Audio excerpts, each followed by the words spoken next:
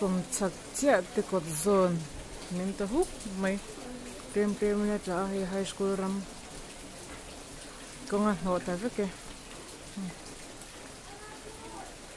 le pariat June sang hi le som hi ta hi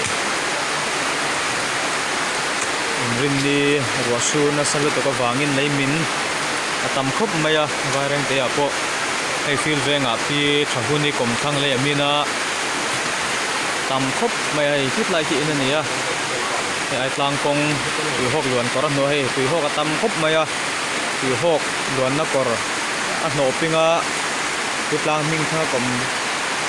tlang ming thanga hian a oma in he ta hian tu hok hianin in lampang a hian a luang na sa khop maya an ekin te le an ei rong bona kota inen sakke po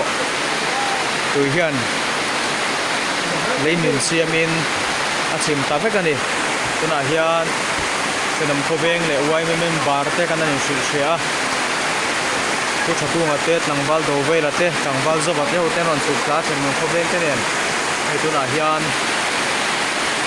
tu hok tuna tu kong an siama tu hok ki anin lama luan lo na turin hian thei top mun suai tlang konga luang thachar charani aturu khop mai aron min reng boka tlangin hi tikan aron tol reng boka ru asur tam me me tuna po hian tangwal tom ngai te phak om khop mai an phok mop mai ni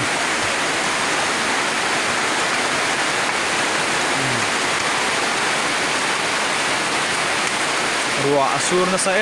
ma voina hianin veng kanga te po leimin a om nual ani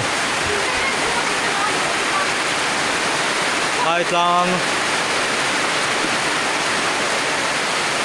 kalkonga tu hok lon kora hian tui a tam the maya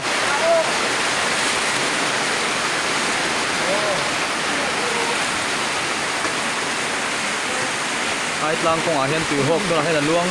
chu me ni